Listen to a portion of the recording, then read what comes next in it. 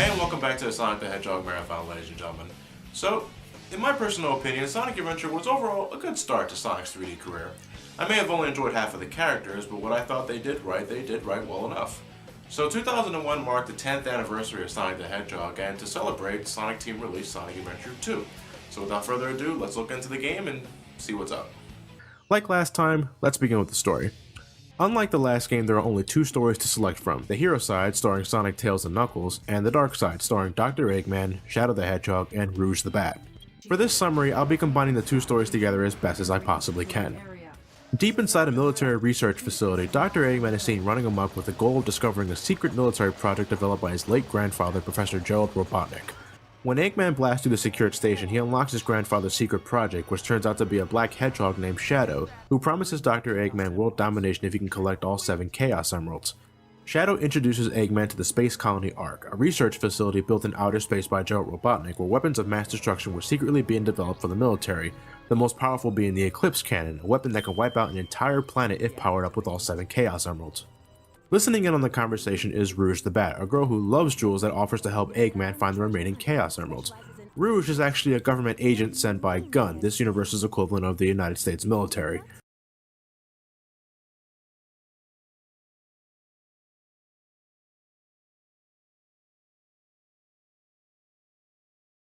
She's sent to recover information concerning the origins of the ultimate life form Shadow and to keep an eye on Dr. Eggman, but it's never really clear on what exactly she's looking for. It doesn't really matter though, Eggman and Shadow recruit her anyway without much hesitation. Anyway, Sonic is mistakenly arrested by Gun for robbing a bank and destroying military buildings, but in actuality it was Shadow, no shit. I'm still baffled as to how the military mistook these two. There's even a point in the story where the media has a clear-cut view of Shadow, but they still think it's Sonic the Hedgehog. Never mind ignoring the fact that Sonic is blue and that he saves Station Square from a giant liquid dildo.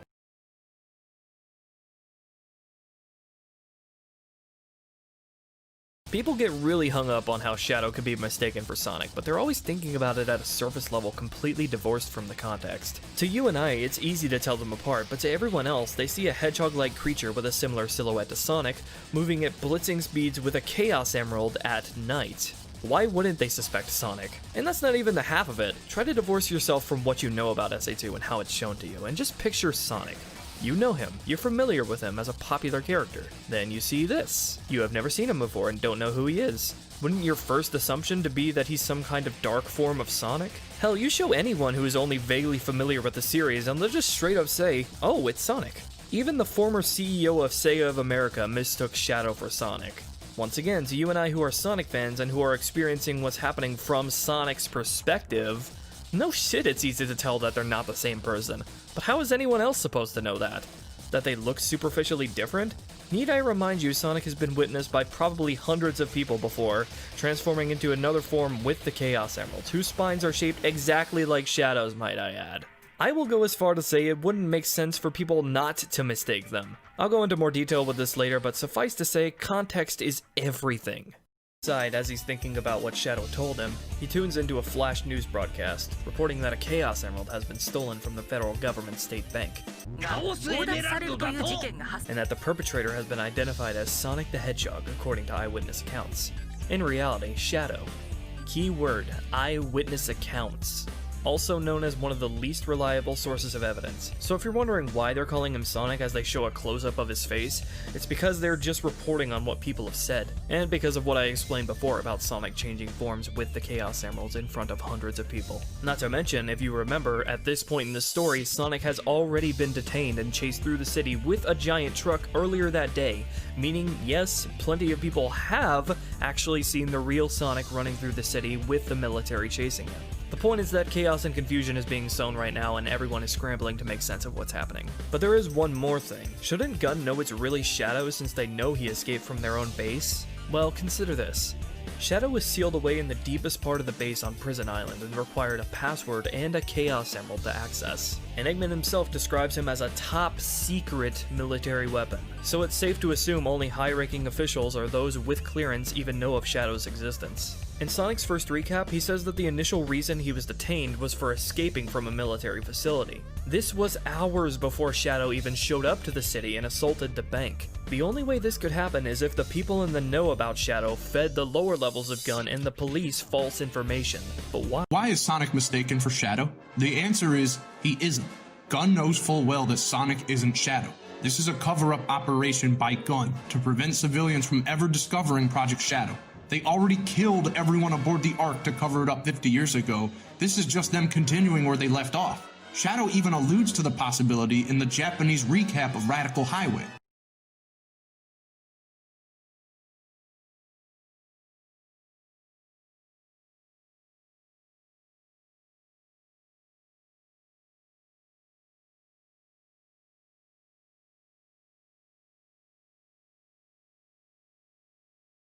Suddenly Amy! Yep, Amy appears out of fucking nowhere, mistaking Shadow for Sonic, leading to a bit of awkwardness, although it does look like Shadow's enjoying the moment at least.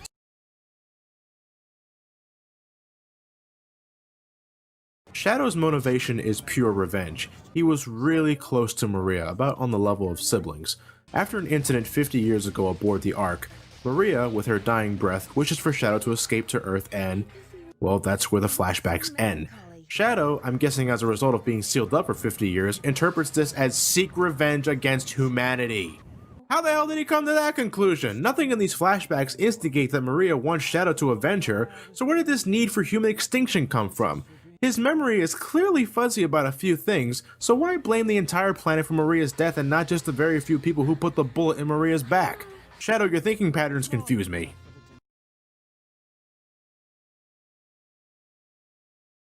With the help of Knuckles, Sonic and Tails discover Eggman's hidden base located inside this pyramid, where a conveniently placed space shuttle awaits, allowing the trio to enter the space colony. Where the hell did this space shuttle come from? It's never explained why it's here. It can't belong to Eggman. He has a teleportation device that easily allows him to access the Ark from his control room inside the pyramid. Having this lying around would not only be redundant, but it'd be an extreme security risk and... Alright, you made your point.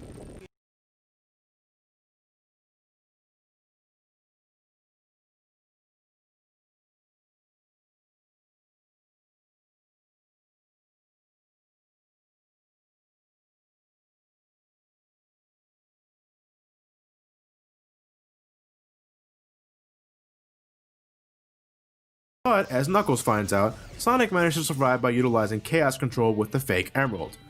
Oh boy, where do I begin? Folks, I know at the end of the day it's a story with a blue hedgehog, a fox with two tails, and a supposed echidna who wears too much junk, but this is something that's always bothered me since my very first playthrough. How in the world did Sonic do this? Can you honestly tell me that he learned to use Chaos Control from Shadow just by watching him do it? I'm sorry, but that seems very unlikely to me. I can buy using a fake emerald that's not as powerful as a real Chaos Emerald, but to have Sonic do something he's never even attempted to perform before and then actually succeeds in doing so just screams ass pull. And that makes two so far for this story. The space shuttle, which has no reason to be there, and this little stunt.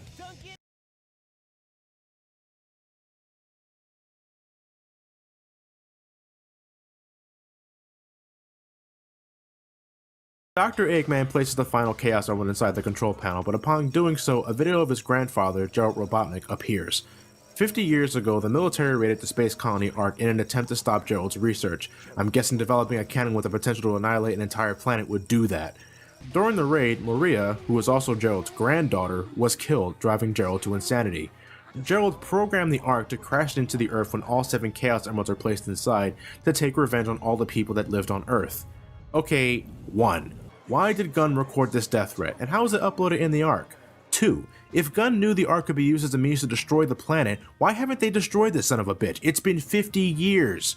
3. The game tells us that Gerald was a scientist who dedicated his life and research for the benefit of mankind. If that's the case, then why would he program the Ark to crash land into the planet when all 7 Chaos Emeralds are placed inside the cannon in the first place? Did he program this function before or after Maria's death?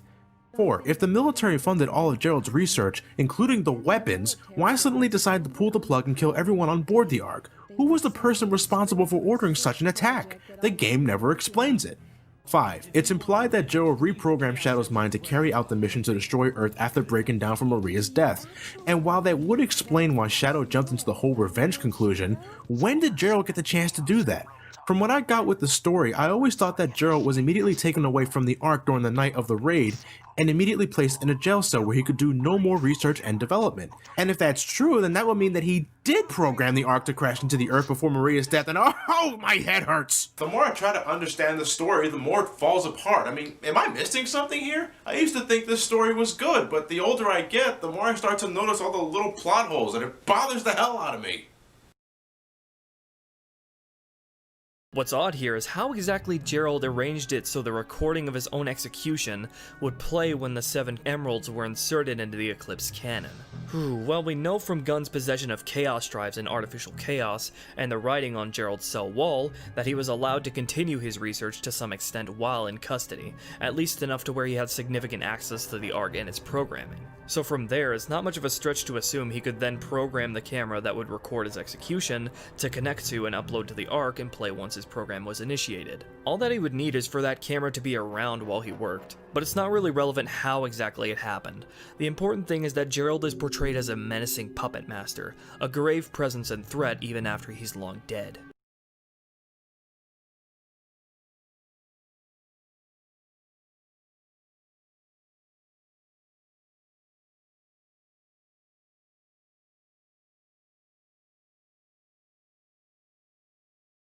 Sonic and Knuckles reach the core and suddenly giant lizard! Actually, this is the Bio Lizard, the prototype of the ultimate life form. Yes, before Shadow the Hedgehog, there was this thing. How Gerald went from giant ass lizard to small black hedgehog is something I'll never understand, but who cares, science.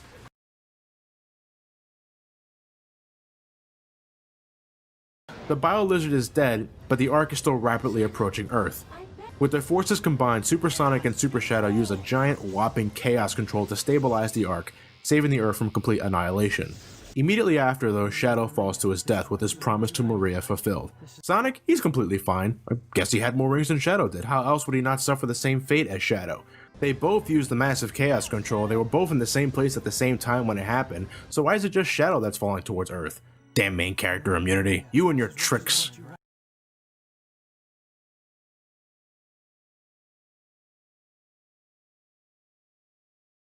Thirdly, Rouge is a government spy sent by Gunn to retrieve information on Project Shadow. As soon as she's done that, she attempts to take all the Chaos Emeralds inside the Ark and book it, but is stopped by Shadow. Shadow then heads off to stop Sonic from reaching the Eclipse cannon, leaving Rouge alone with the Chaos Emeralds. What's stopping Rouge from taking the Emeralds anyway? She works for Gunn.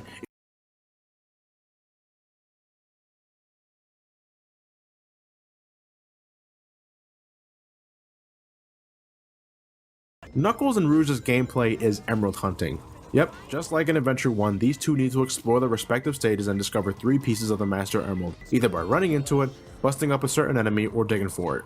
However, they made some highly questionable changes to the formula that let's just say I'm not a fan of. First off, the radar system has been significantly butchered. You can only detect 1 emerald piece at a time. See this? It's a Master Emerald piece, but it's not the one the game wants me to locate at the moment. They want me to locate the piece over here, and then come back to collect this one. During your first playthrough, there will be times where you could potentially be right next to an emerald piece, but if it's not the one the game wants you to find, you'll never know it's there until you collect the other pieces first. Being able to only detect 1 piece at a time is an incredibly stupid method of stretching out game time. In Adventure 1, if you were close to any emerald piece, the radar would let you know. That's good. Look at this, I'm exploring this hallway, the radar is not going off at all. Oh, here's the emerald piece the game wanted me to find first. And oh, look at that. Now the radar is going off in the area I previously explored. That's so stupid.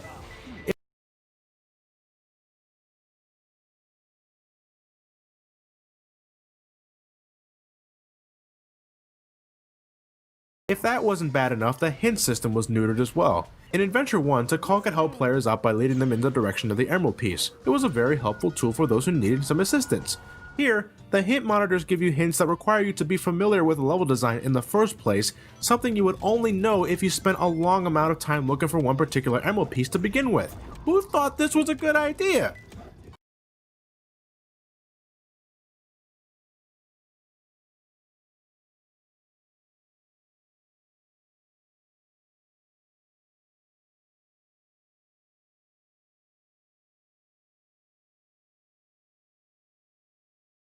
With these issues, some levels can be outright frustrating. Take Security Hall for example, where not only can you find only one Chaos Emerald at a time with this stupid gimped radar, you only have about 5 minutes to find all 3 of them. Set the timer for 15 minutes. Let's go, Rouge. 5 minutes should be plenty. No, he said 15 minutes! 15 minutes! Wait, doesn't Rouge work for Gun? Why do I have to pass through all this security shit to get something that belongs to the organization that Rouge works for? Aren't they in on this whole thing?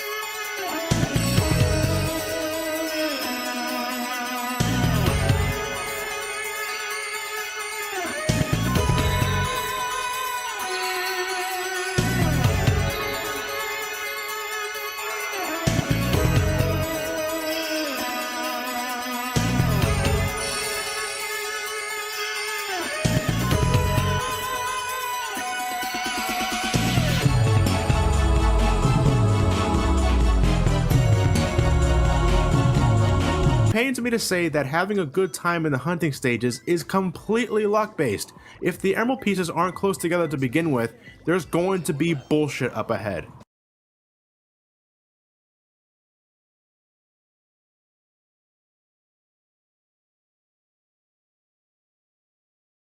In terms of controls, the walkers do a fine job running in a straight line, but turning and jumping feels remarkably clunky. This is very noticeable in the desert stages, more accurately Tails' hidden base stage. I had a very miserable time here because of wonky jump controls and collision detection.